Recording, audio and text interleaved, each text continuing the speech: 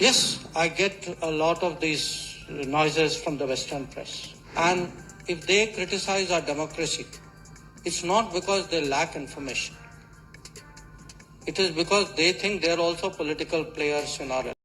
दोस्तों, मैं हूं आपका एजुकेटर सैयद शुजातुल्ला। आज हम देखने वाले हैं इंडिया को किस तरीके से डिफेम किया जा रहा है फॉरेन मीडिया में, फॉरेन कंट्रीज़ में, और इंडिया के अगेंस्ट एक ज़बरदस्त प्रोपेगेंडा चलाया जा रहा है। उसके थोड़े ग्लिम्सेस है जो हम अभी देखेंगे। जो एक्स चेयरमैन है पीआईबी के, उन्होंने एक लिस्ट ऑफ स्टेटमेंट्स जो कि पब्लिश हुए हैं फॉरेन मीडिया में, उसका एक पूरा कट्टा चिट्टा बना के यहाँ पे रखा है। लेट अस सी दैट क्या सोचती है और क्या बोलती है फॉरेन मीडिया इंडिया के बारे में। चलो उसके बारे में हम पढ़ेंगे, ठीक है। तो आप देख सकते हैं यहाँ पे क्या लिखा हुआ है। डचेस वेल, ये एक फॉरेन मीडिया है। Will the outcome of India's election increases tolerance. अगर बीजेपी फिर से आती है तो इंडिया में फिर से इंटॉलरेंस ज़्यादा बढ़ेगा क्या? टाइम मैगजीन लिखता है कि modification of India is almost complete.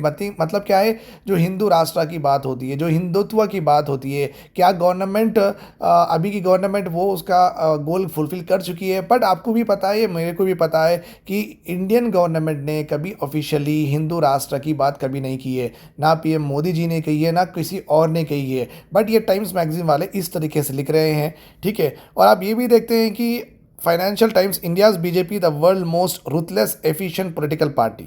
Okay, और यहाँ पे देखते हैं कि आप यहाँ पे देखिए, न्यूयॉर्क टाइम्स लिखता है मोदी टेम्पल ऑफ लाइस, क्योंकि मोदी एक टेम्पल है झूठ बोलने में, ठीक है। इंडियाज वोटिंग मशीन, जो ईवीएम्स है, जो कि सुप्रीम कोर्ट कल उसको ईवीएम्स को अपहेल्ड किया है डिसीजंस, और ईवीएम सही है बोल के बताया है। यहाँ पे ये भी लिखते हैं कि ये ब्लूमबर्ग वाले लिखते हैं कि ईवीएम्स इंडिया के रिग्ड हो सकते हैं, और ईवीएम्स यूज़ करना टू मेनी क्वेश्चन रेज करता है। तो आप देख सकते हैं फॉरेन मीडिया में इंडिया के इंडिया के डेमोक्रेसी के बारे में बात हो रही है, इंडिया के इलेक्शंस के बारे में बात हो रही है, इंडिया की गवर्नमेंट के बारे में बात हो रही है। सो कंटिन्यूसली ये जो फॉरेन मीडिया है, फॉरेन जर्नलिस्ट होते हैं, फॉरेन कंट्रीज होते हैं, इंडिया के अगेंस्ट एक ज़बरदस्त प्रोपेगेंडा चला रहे हैं, किसी तरीके से इंडिया को एंटी प्रोपेगेंडा बना के और इंडिया को डिफेम करने की, इंडिया की इमेज ख़राब करने की हर तरीके से कोशिश की जा रही है।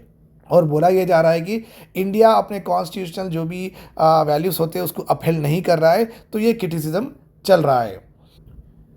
इस बीच थोड़े अच्छे लोग भी हैं, जिस तरीके से शशि थरूर भी ब्रिटिश एक यूनिवर्सिटी में गए थे, जहाँ के वहाँ पे ब्रिटिश जो भी वहाँ पे यूनिवर्सिटी में जो भी थे ऑफिशियल्स को, वहाँ पे उन्होंने लेक्चर करके आए थे कि आपसे ज़्यादा ख़राब कोई भी नहीं थे, आप जितना लूटे हैं कोई भी उतना नहीं लूटे हैं। तो शशि थरूर जो कांग्रेस के थे, उन्होंने भी बी फिटिंग रिप्लाई दिया है फॉरेन मीडिया में जाके, फॉरेन कंट्रीज़ में जाके। और उसी तरीके से रिसेंटली एक साल पहले मिसेस पलकी शर्मा, जो कि नेटवर्क्स 18 के जर्नलिस्ट हैं, उन्होंने भी फॉरेन मीडिया को प्रॉपरली बी फिटिंग रिप्लाई दिया है और कहा है विथ फैक्ट्स बताते हुआ, ओके, गवर्नमेंट के इनिशिएटिव्स बताते हुआ, किस तरीके से हम एक सुपर पावर बन रहे हैं, वो पूरे चीज़ें बताते हुआ फॉरेन मीडिया को, फॉरेन ऑफिशियल्स को कन्विंस किया है। और वहाँ की हाउस ये भी बोली है कि yes we believe in India, ऐसा बोल के बोलने भी लगाए हैं। तो इनका जो भी वहाँ पे स्पीच था पलकी शर्मा का, उसको नरेंद्र मोदी जी ने भी अपलॉड किया है। सो बहुत सारे ऐसे भी लोग हैं जो कि इंडिया की इमेज बचा रहे हैं, इंडिया के बारे में कोई भी गलत बोल रहे तो फैक्ट चेक करके उनको सही कर रहे हैं। तो जिस तरीके से foreign media, foreign countries India के अगेंस्ट प्रोपेगेंडा चला रहे हैं, उसी तरीके से जितना भी हो सके इंडियंस के जो इंटेलेक्ट्स है वो बाहर जाके इंडिया को बचा भी रहे हैं। तो ये गेम तो चल ही रहा है। हिंदू एडिटोरियल में हिंदू न्यूज़पेपर में एक एडिटोरियल आया है, फॉरेन इंटरफेरेंस हो रहा है इलेक्शंस में, क्या इंडिया को इससे डरना चाहिए? ये है हिंदू में एडिटोरियल, बहुत अच्छा एडिटोरियल है। Please stay with me so that आपको अच्छे से ग्लिम्स मिलेगा कि किस तरीके से इसे हैंडल करना चाहिए। Okay, when you become what Indian foreign service में आप एक ऑफिशियल स्टाफ होते हैं, एथिक्स में भी क्वेश्चन आता है, अगर इस तरीके से फॉरेन नेशनल्स, फॉरेन कंट्रीज़ में हमारे इंडिया के अगेंस्ट कुछ प्रोपेगेंडा चलता है तो what the measures you will take, इस तरह के क्वेश्चन आ सकता है। सो बेसिकली थोड़ा बहुत आइडिया रहना ऐसे चीज़ों पे, एक वर्ल्ड व्यू रहना बहुत ज़रूरी होता है। Let us start it. Okay, so question यहाँ पे है, ये है कि न्यू दिल्ली को कंसर्न्स क्या है, न्यू दिल्ली किस वजह से थोड़ा बहुत परेशान है अभी। सो पहली बात तो बहुत सारे कंट्रीज है, यूएस, जर्मनी और यूएन, ओके, इतने बड़े बड़े कंट्रीज़ और यूएन खुद ये बात कर रहा है कि अरविंद केजरीवाल के अरेस्ट पे, और ये भी बात कर रहे हैं ये कंट्रीज़ की इंडिया में फ्री एंड फेयर इलेक्शंस हो नहीं रहे हैं। सो इतने बड़े कंट्रीज़ और यूएन अगर इस तरीके से बात कर दी है, उसके बाद में आप देख सकते हैं एक ह्यूमन राइट्स रिपोर्ट्स यूएस और ईयू ने रिलीज़ की है, उसमें भी उन्होंने पेज नंबर 8 पे लिखा है कि इंडिया में ह्यूमन राइट्स कंसर्न्स मीन्स जो इंसान के राइट्स होते हैं, प्रे करने के राइट्स होते हैं, खाना खाने के राइट्स होते हैं, पहनने के राइट्स होते हैं, जीने के राइट्स होते हैं, ऑक्यूपेशन के जो राइट्स होते हैं, ये पूरे इंडिया में बहुत कंसर्न्स करते हैं बोल के ये ईयू और यूएस की ह्यूमन राइट्स रिपोर्ट्स ये कहती है इंडिया के बारे में। बट ऑन देखिए हर कंट्री में ऊपर नीचे होता ही है, ऐसा नहीं कि इंडिया परफेक्ट है या यूएस परफेक्ट है। यूएस में ब्लैक रेसिज्म चलता है, इंडिया में थोड़ा बहुत रिलीजन के ऊपर इंटॉलरेंस चलते रहता है। सो मतलब ये है कि एक कोई भी कंट्री परफेक्ट नहीं है, बट छोटे मोटे चीज़ों को, छोटे मोटे इंस्टेंसेस को जो कि स्टेट स्पॉन्सर्ड भी नहीं है, जो कि गवर्नमेंट खुद भी उससे रिलेट नहीं करती है, ऐसे बहुत सारे इंस्टेंसेस भी आपको देखे जाते हैं जहाँ के बीजेपी ने नुपुर शर्मा को भी अपने एक पार्टी से निकाला है, राजा सिंह जो हैदराबाद के हैं हमारे उनको भी निकाला है। जो इस तरीके से कम्युनल पोलराइजेशन कर रहे हैं, बीजेपी वहाँ पे भी थोड़ी हद तक वहाँ पे भी बीजेपी कंट्रोल करती है। अब जो अनकंट्रोल होते हैं, जो आइसोलेटेड इवेंट्स होते हैं, वहाँ पे गवर्नमेंट को कंटिन्यूसली ब्लेम करते हुआ इलेक्शंस, डेमोक्रेसी, ह्यूमन राइट्स के ऊपर कंटिन्यूसली गवर्नमेंट को या इंडिया को डिफेम करना सही बात नहीं है। अब प्रॉब्लम ये होगा कि अगर इस तरीके से इंडिया के बारे में पूरे कंट्रीज अगर सोचना शुरू करें और यूनाइटेड नेशंस की भी अगर ये राय है, आगे जाके इंडिया पे सैंक्शंस भी लग सकते हैं और आगे जाके इंडिया के इंटरनल पॉलिसीज़ पे भी फॉरेन इन्फ्लुएंस होगा। सो इसलिए ये बहुत ज़रूरी हो जाता है कि इंडिया इसको जल्द से जल्द टैकल करे और इतना एस्केलेट नहीं करे जब वो ये हमारे हाथ में नहीं है। यूएस के सेक्रेटरी है एंटोनी ब्लिंकन, उन्होंने भी कहा है कि इंडिया में ह्यूमन राइट अब्यूजेस हो रहे हैं, लिंचिंग्स हो रही हैं, मणिपुर में जो वायलेंस हो रहा है उसका कोई अकाउंटेबिलिटी नहीं है गवर्नमेंट के पास, और सेवरल अदर इश्यूज़ है जहाँ पे कंटिन्यूसली ह्यूमन राइट्स के वायलेशंस हो रहे हैं। जब इतना सब हो रहा है तो मिनिस्ट्री ऑफ एक्सटर्नल अफेयर्स तो खामोश तो नहीं बैठेगा। तो मिनिस्ट्री ऑफ एक्सटर्नल अफेयर्स का एक प्रेस कॉन्फ्रेंस आया है और उन्होंने इसमें कहा है कि हमने ये जो भी रिपोर्ट्स आ रहे हैं ये रिपोर्ट्स पूरे डीपली बयास्ड है। पहली बात, इसमें कोई ट्रुथ नहीं है, ये पूरे बयास्ड है, ये विदाउट फैक्ट चेक के पूरा बोला जा रहा है। It and reflects a very poor understanding of India जो एक ज़माने से आप देख सकते हैं कितने इन्वेजन्स हुए इंडिया में। अगर आपको हिस्टोरिकल की थोड़ी नॉलेज है, हमारे पास जो आईवीसी थे, बाद में आर्यन सिविलाइजेशन वो भी इन्वेडर्स है, उसके बाद में फिर मुगल्स वो भी सल्तनत, उसके बाद में ब्रिटिश। तो हमारा एक पूरा एक कॉम्पोजिशन ऑफ द कल्चर हमारा किस तरीके से। अब मैं तो ये बोलता हूँ कि हमारी जो कंट्री है ना, बहुत एक्लेमेटाइज कंट्री है, बहुत अडेप्टिव कंट्री है।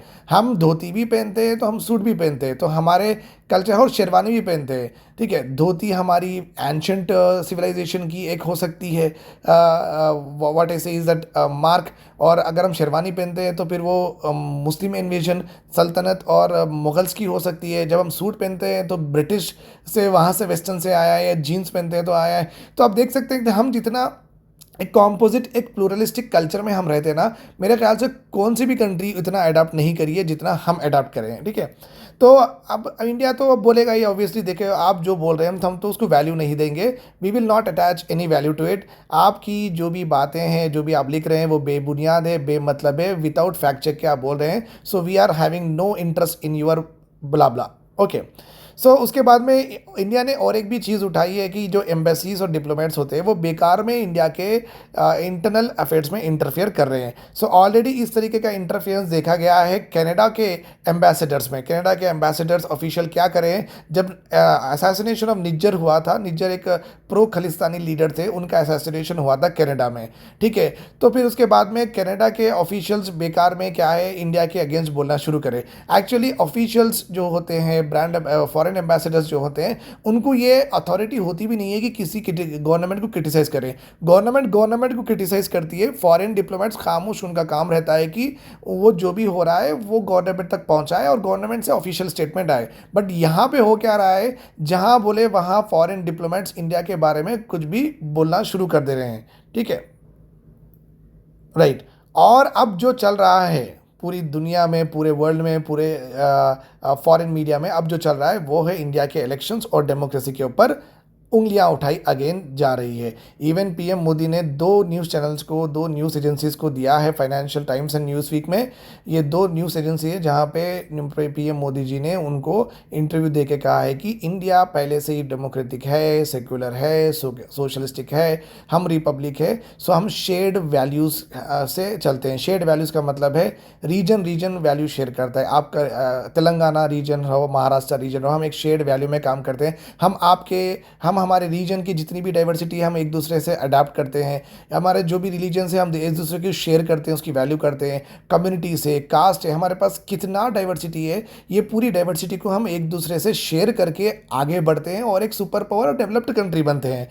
तो पीएम मोदी जी ने बहुत बार ये न्यूज़ एजेंसी को कहा है, बट स्टिल ये लोग अपने बाज नहीं आ रहे हैं और फॉरेन मीडिया बोलते ही जा रहा है अगेंस्ट इंडिया। अब उसके ऊपर एक इम्पॉर्टेंट स्टडी आ गई है, ऑक्सफोर्ड की यूनिवर्सिटी स्टडी आ गई है, जहाँ पे industrialised information 2020 global inventory of organised social media manipulation. Organised social media manipulation का मतलब है यहाँ पे गवर्नमेंट स्पॉन्सर कर दी है कि सोशल मीडिया को मैनिपुलेट करें, फेक इन्फॉर्मेशन स्प्रेड करें, पोलराइजेशन के पूरे काम करें, गलत सलत मैसेजेस करें। जिस तरीके से आप रिसेंटली देखते हैं कि कांग्रेस के जो मैनिफेस्टो में मोदी जी ने भी, बहुत सारे अदर लीडर्स ने कहा है कि अगर कांग्रेस पावर में आएगी तो ये पैसे जो भी इंडिया का वेल्थ रहेगा वो मुसलमान में बांटेंगे। कांग्रेस के मैनिफेस्टो में है ही नहीं वो, पहली बात। ठीक है, वो फैक्ट चेक हो भी गया है बहुत सारे न्यूज़ चैनल्स में, इवन बड़े बड़े मेन स्ट्रीम चैनल्स में, हिंदू न्यूज़पेपर में पूरा फैक्ट चेक हो ही गया है। तो भी इस तरीके से disinformation, cyber technology use करके ये कंप्लीट डिस इन्फॉर्मेशन चला रहे हैं। तो आप देख सकते हैं कि ये जो यूनिवर्सिटी ने रिसर्च की है वो प्रॉपर रिसर्च ही की है।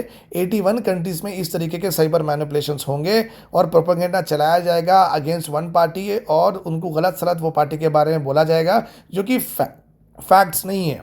ओके, बट अगर आप देखेंगे ये जो बड़े बड़े कंट्रीज़ ये सब चीज़ों की बात कर रहे हैं ना, एक ज़माने में ये लोग इस तरीके से मैनिपुलेट करते थे वर्ल्ड में इलेक्शंस। यूएस, रशिया जो कोल्ड वॉर के टाइम पे हर 9 कंट्री में जब इलेक्शंस होता था, हर 9 कंट्री में से एक कंट्री में पूरे इलेक्शंस वो कंटिन्यूसली वो मैनिपुलेट करते थे और वो जो लीडर चाहते थे, वो जो पार्टी चाहते थे पावर में आना, वही पार्टी को किसी तरीके से पैसे दे के वो पावर में लाने की कोशिश करते थे। तो जो कंट्रीज़ ऑलरेडी ये कर चुके हैं, हमारे को उन्होंने लेक्चर देना, लेसन्स देना, वो भी इतनी बड़ी कंट्री, एक एमर्जिंग पावर को लेक्चर देना, this is not a right way, हम ये भी बोलते हैं। थोड़े एग्जाम्पल्स हैं यहाँ पे जहाँ पे ये बड़े बड़े कंट्रीज़ बहुत बड़ी बड़ी बातें जो करते हैं ना, इनके भी काम कुछ ठीक नहीं है when it comes to what elections. US president Joe Biden ने एक बिल साइन किया है और कहा है, एक टिकटॉकर है, उनको कहा है कि टिकटॉक का नाम है बाइट डांस। उनको कहा है कि देखिए भाई, आपकी कंपनी आप बेच दो या तो आप बैन फेस करो, क्योंकि इनका ये यूएस के जो बिडेन का इलेक्शन है कि आप चाइना की रूलिंग पार्टी को बिलोंग करते हैं और आप हमारे कंट्री के इलेक्शंस को मैनिपुलेट करने के वास्ते आपका ये जो भी चैनल है वो चलाते हैं। तो आप देखिए किस तरीके से यहाँ पे एक इंसान के ऊपर, एक सोशल मीडिया इन्फ्लुएंसर के ऊपर प्रेशर डाला जा रहा है जो बिडेन गवर्नमेंट से। देखिए, तो वहाँ पे कहाँ गई भाई डेमोक्रेसी, फिर वहाँ पे कहाँ गया ह्यूमन राइट्स, फिर वहाँ पे कोई बात नहीं कर सकेगा। तो यहाँ पे ये लोग ये करेंगे बट हमें बोलेंगे कि नहीं आप नहीं करना, ऐसा तो नहीं हो सकता। 2018 में यूएस सेनेट भी एक रिलीज़ किया है रिपोर्ट, वहाँ पे उन्होंने कहा है कि रशिया के जो स्पाई एजेंसीज है वो फेसबुक में एड्स चला के यूएस वोटर्स को कंप्लीटली मैनिपुलेट करके डोनाल्ड ट्रंप को जिताने में काम किया है 2016 में।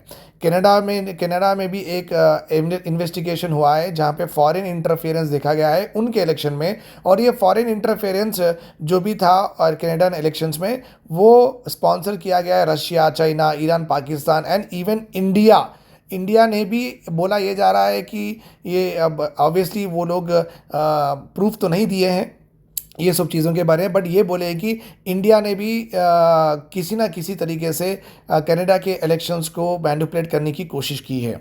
ओके, ये मंथ अप्रैल 2024 माइक्रोसॉफ्ट ने भी एक रिपोर्ट रिलीज़ की है और इश्यूड की है वार्निंग दैट चाइनीज़ के जो स्टेट है, चाइनीज़ गवर्नमेंट के साइबर ट्रूप्स जो होते हैं, साइबर सेल जो काम करती है चाइनीज़ गवर्नमेंट की, वो लोग डिस्टर्ब करना चाहते हैं बहुत सारे इलेक्शंस जो कि होने वाले हैं US, south Korea and India this year.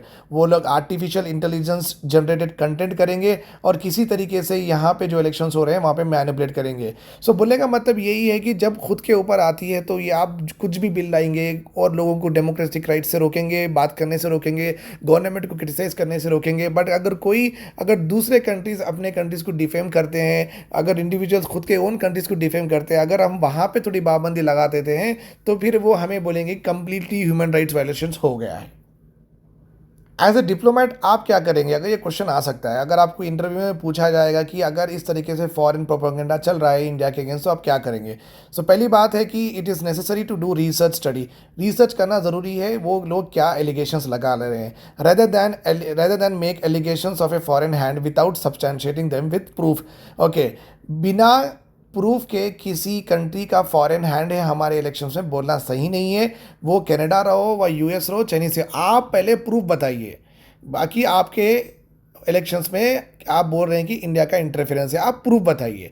Proof बताने के बाद ही जब अगर आप बोलेंगे तो हम मानेंगे। वही तरीके से इंडिया में भी अप्लीकेबल होता है। अगर इंडिया एलिगेट करता है यूएस, यूके, पाकिस्तान को कि हमारे इलेक्शंस में उनका इंटरफेरेंस है, तो इंडिया को पहले रिसर्च करना होगा। रिसर्च करके ये बताना हो, सब्सटैंशिएट करना होगा विद प्रूफ कि देखिए ये आदमी पकड़ा गया है, इसका ये मोबाइल से ये मिला है, तो ये डेफिनेटली आपके नेशनल का है, यहाँ पे पूरा स्पाई कर रहा था, इलेक्शंस को मैनिपुलेट करने की कोशिश कर रहा था। सो बिना रिसर्च करे, बिना सब्सटैंशिएटिव प्रूफ करके किसी फॉरेन कंट्री का हैंड है बोलना सही नहीं है।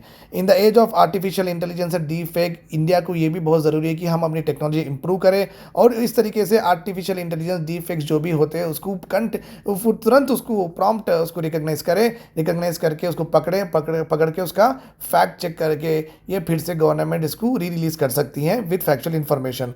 और government counter external influences by building consumer and cyber voter awareness and share concerns with other democracies। जो भी अदर डेमोक्रेसीज है जहाँ पे भी ये सब हो रहा है तो वहाँ पे हम शेयर करना ज़रूरी है हमारे कंसर्न्स, और ऊपर से काउंटर इन्फ्लुएंस भी करना ज़रूरी है। अगर इस तरीके का इन्फ्लुएंस हमारे ऊपर आता है तो हम उसे काउंटर करेंगे। किस तरीके से करेंगे? हमारे जो सिटीजन्स हैं उनको हम साइबर अवेयरनेस देंगे। हम ये बोलेंगे कि आपको अगर इस तरीके से मेल आता है तो ये समझिए कि ये मेल इंडिया का नहीं है, ये मेल हमारे पार्टीज़ का नहीं है। सो ये लो एनोनिमस मेल्स होते हैं तो उसके ऊपर बिलीव मत करिए।